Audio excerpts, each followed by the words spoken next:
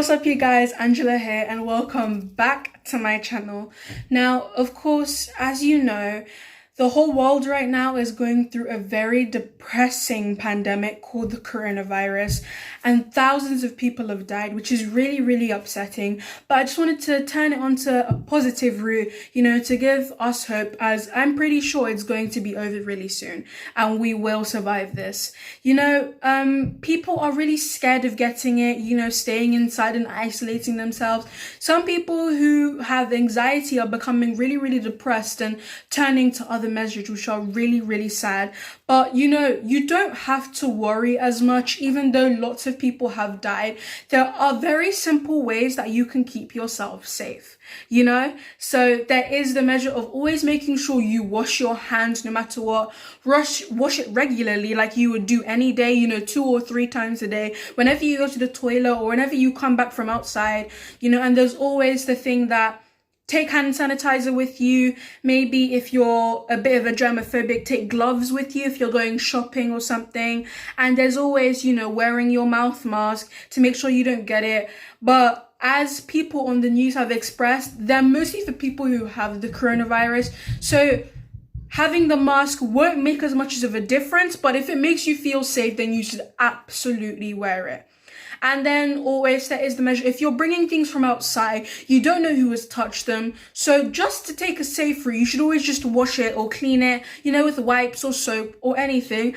And the thing that's been really effective for me and my family is buying things like Dettol. Now, let me just give you a warning. It's going to be very hard to find because a lot of people are buying it and hardly any stores have it anymore. You can try and order it online, but there's not always that 50% chance that you'll get it.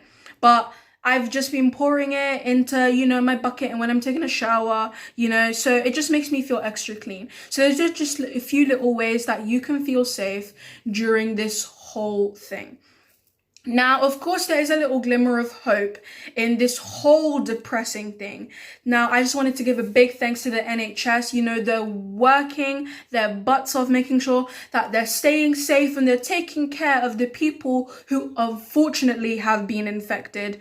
And, there's always hope, because everybody who's caught the coronavirus, not every single person who caught it died. A lot of people did survive it, even a lot of famous people. I've heard that Sam Smith was very sure he had it and he survived it. So, that's another thing. You don't have to be so worried all the time.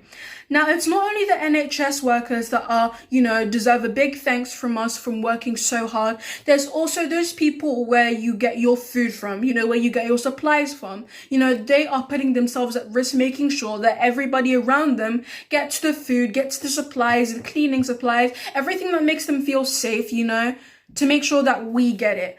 So we also give a big thanks to shop workers for still staying in businesses, like places like Asda, places like Iceland. In my area, those places are still open. So you should also give a big thanks to them.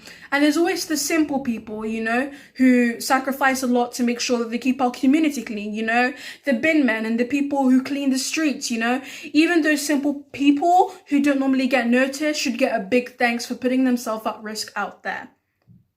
Now, also, there's people who play a big part in this whole thing of keeping you guys safe, and that's your parents, They keep you safe, they make sure you keep clean, they make sure they feed you and provide for you during this whole thing. I know I'm going to give a big thanks to my mom because she has made this whole thing, staying at home, the best experience possible that she can. She lets me be free with her, she lets me do exercises and, listen to music really loud when I'm feeling stressed, even if it disturbs her and even if she can't sleep. She knows that that type of stuff calms you down, calms me down especially. So you should give a big hug and a big thanks to your parents. I know I'm going to give one to my mom for making sure that they take care of you during this whole thing. Now, of course, there is an issue of, us children not being able to go to school. Now, there have been rumors going around that apparently at first, June 1st is when we were supposed to go back to school. And me personally, I love school, not just because I get to see my friends, but there are actually some really fun lessons in there. So When I heard we were going at June 1st, of course, I was a bit excited, but then again, thousands of people were still dying every day. So I just thought it was a little bit too soon. But like and comment on this video if you think I should do a whole opinion on when I think we should go back to school and how to prepare. I'll give you my whole agenda, you know, how I'm making sure I'm keeping up on homework and how I'm organizing my life. And that may give you something to do if you're feeling bored, you know. That's all for now. Thank you for watching this video. Like and subscribe and comment down below if you have any suggestions on what videos I should do next. Angela K25 here, out.